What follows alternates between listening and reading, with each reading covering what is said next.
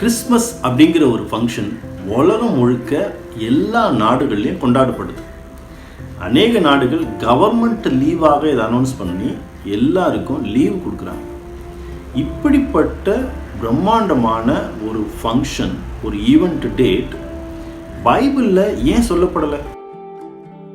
ஆதியாகமத்தின் புஸ்தகம் 7ஆம் அதிகாரம் 11ஆம் வசனம். இதில் நோவாவுக்கு 600 வயசாகும்போது 2வது மாதம் 17ஆம் தேதியில் பூமியின் ஊற்றுக்கண்ணெல்லாம் திறந்தது. 40 நாட்கள் வரையிலும் விடாமல் மழை பெஞ்சது. அப்புறம் 8ஆம் அதிகாரம் 4ஆம் வசனத்தில் அராரத் அப்படிங்கிற ஒரு மலையின் மேலே போய் நோவாவினுடைய பேழை நின்றுச்சு அப்படின்னு இந்த சம்பவங்கள்லாம் டேட் கிளியராக, மந்த் கிளியராக மென்ஷன் பண்ணப்பட்டு பைபிள் எழுதப்பட்டிருக்கு. இதையெல்லாம் விட மிகவும் உயர்ந்த ஒரு விஷயம்தான் இயேசு கிறிஸ்துவனுடைய பிறப்பு. ஆனால் அந்த இயேசு கிறிஸ்துவனுடைய பிறப்பை பற்றி டேட்டு, மந்த்து ஏன் சொல்லப்படவே இல்லை? கிறிஸ்டியன்ஸ் எல்லாரும் என்னுடைய பிறந்த நாளை கொண்டாடுங்க அப்படின்னு சொல்லி இயேசு கிறிஸ்து எங்கேயாவது சொல்லியிருக்கிறாரா? இல்லை. சாண்டா க்ரூஸ் அப்படிங்கிற ஒரு இதை பைபிளில் எங்கேயாவது பண்ணுங்கன்னு சொல்லி பவுலோ, இயேசு கிறிஸ்துவோ, மற்ற அப்போஸ்தலர்களோ யாராவது செஞ்சுருக்கிறாங்களா? இல்லை. அப்போ இதெல்லாம் எப்படி வந்தது? வியாபார நோக்கத்துக்காக. இதையெல்லாம் நம்பி கிறிஸ்மஸ் எப்போ வரும், கிறிஸ்மஸ் எப்போ வரும் நம்ம காத்திருக்கிறத விட, கிறிஸ்துவுக்குள்ளே நான் எப்போ வருவேன், கிறிஸ்து எனக்குள்ளே எப்போ வருவார் அப்படின்னு சொல்லி எதிர்பார்க்கறது தான் நல்லது. கிறிஸ்து எதை செய்ய சொன்னார் அப்படி நம்ம தேடி பார்த்தோம் அப்படின்னா, அவர் ஒரு விஷயத்தை செலிப்ரேட் பண்ண சொல்லியிருக்கிறார். அது எது தெரியுமா? லூக்கா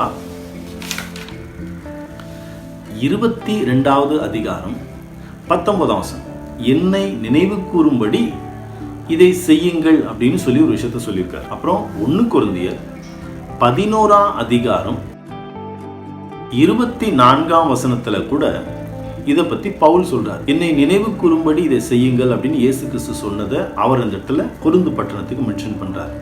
அப்போ இயேசு கிறிஸ்து பிறந்தது எவ்வளவு சந்தோஷமோ அதை காட்டிலும் அவர் நமக்காக மரித்தார் பார்த்தீங்களா, அதுதான் உண்மையான ஒரு செலிப்ரேஷன். பிகாஸ் அவர் மரித்ததுனால தான் பூமியில் இருக்கிற எல்லா மனுஷங்களுக்கும் ஆதாமுக்குள்ள மீட்பு கிடைக்குது. அப்போ பிறந்ததுனால கிடைக்கிற சந்தோஷத்தை விட, செலிப்ரேட் பண்ண வேண்டிய சந்தோஷத்தை விட, நீர் எனக்காக மரித்தீரே அப்படின்னு சொல்லி அவரை நினைக்கணும். அந்த நினைக்கும் போது அவர் என்ன செய்ய சொன்னாரோ அந்த பாஸ்ஓவர் செலிப்ரேஷனை வருஷத்துக்கு ஒரு முறை செய்யணும். இதுதான் உண்மையான கிறிஸ்தவர்கள் செய்ய வேண்டிய ஒரு முக்கியமான விஷயம். அதை விட்டுட்டு புது ட்ரெஸ் போட்டுக்கிறதோ, சாண்டா க்ரூஸ் கிட்ட கிஃப்ட் வாங்குறதோ, அப்புறம் சர்ச்சில் போய் காணிக்க போடுறேன் எனக்காக பிறந்த இயேசுக்குன்னு இந்த போதகர்களுடைய போலியான போதகத்தை நம்பி ஏமாறுறதோ கிடையாது. பைபிளை படிங்க. நீங்கள் செய்கிற விஷயங்கள் பைபிளில் இருக்கா, தேவன் சொல்லியிருக்கிறாரான்னு தேடிட்டு செய்யுங்க.